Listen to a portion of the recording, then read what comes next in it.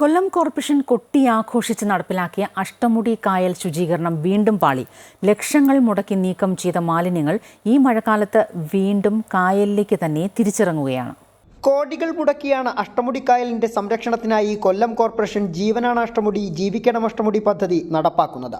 ഇതിന്റെ ഭാഗമായി കായൽ ശുചീകരിച്ച ലിങ്ക് റോഡിന്റെ ഒരു ഭാഗത്തേക്ക് വാരിയിട്ടിരിക്കുന്ന മാലിന്യമാണിത്. എന്നാൽ ഈ മാലിന്യം അത്രയും വീണ്ടും അഷ്ടമുടിക്കായലിലേക്ക് തന്നെ തിരിച്ചിറങ്ങുന്ന കാഴ്ച നമുക്ക് കാണാം. മാലിന്യം കായലിലേക്ക് പതിക്കാതിരിക്കാനായി തെങ്ങിൻ കുറ്റികൾ കായലിൽ സ്ഥാപിച്ച് നെറ്റ് കെട്ടിയൊരുക്കിയിരുന്ന സംരക്ഷണം മഴ ശക്തമായതോടെ പൊളിഞ്ഞതാണ് മാലിന്യം വീണ്ടും കായലിലേക്ക് ഒലിച്ചിറങ്ങാൻ വഴിയൊരുക്കിയത്. പദ്ധതിക്കായി 7 കോടി രൂപയാണ് കോർപ്പറേഷൻ ചെലവഴിക്കുന്നത്. സെപ്റ്റംബറിൽ ആരംഭിച്ച പ്രവർത്തികൾ മാർച്ചിൽ പൂർത്തീകരിക്കുമെന്നായിരുന്നു മേയറുടെ വാദമെങ്കിലും 8 മാസമായിട്ടും ചെളിനീക്കം പൂർത്തിയായിട്ട് പോലുമില്ല.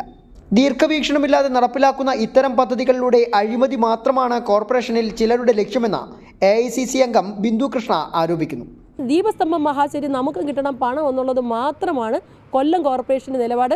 കൊല്ലം കോർപ്പറേഷൻ്റെ ഒരു അക്ഷയ ഖനിയാണ്, അഴിമതി പണത്തിൻ്റെ അക്ഷയ ഖനിയായി ഈ അഷ്ടമുടിക്കായൽ നിലനിൽക്കുമ്പോൾ ഇനി അഷ്ടമുടിക്കായൽ ശുദ്ധീകരിക്കാൻ കോടികൾ, പിന്നീട് ആ മാലിന്യം തിരിച്ച് അവിടേക്ക് തന്നെ വീഴാനുള്ള സൗകര്യം ഒരുക്കുന്ന രാജ്യത്ത് തന്നെ ഏക കോർപ്പറേഷൻ കൊല്ലമാണ്. കായലിന്റെ അടിത്തട്ടിലെ ചെളി നീക്കം ചെയ്യാൻ ജലസേചന വകുപ്പിൽ നിന്ന് 40,000 രൂപ പ്രതിദിനം വാടക നിശ്ചയിച്ചാണ് സിൽറ്റ് പുഷർ യന്ത്രം ആലപ്പുഴയിൽ നിന്നും എത്തിച്ചിട്ടുള്ളത്. കായലിൽ നിന്നും നീക്കുന്ന മാലിന്യം തീരത്തേക്കും ഉണങ്ങിയ ശേഷം കോർപ്പറേഷന്റെ വിവിധ കേന്ദ്രങ്ങളിലേക്കും മാറ്റാനായിരുന്നു തീരുമാനം. എന്നാൽ ഈ മാലിന്യങ്ങൾ മഴയിലൊഴുകി കായലിൽ തന്നെ തിരിച്ചെത്താൻ തുടങ്ങിയതോടെ മുടക്കിയ കോടികളത്രയും വെള്ളത്തിലാവുകയാണെന്നതാണ് ചുരുക്കം. കായലിലേക്ക് കക്കൂസ് മാലിന്യം ഒഴുക്കുന്നതിനും തടയിടാൻ കോർപ്പറേഷന് ഇതുവരെ സാധിച്ചിട്ടില്ല. അമൃത ന്യൂസ്, കൊല്ലം.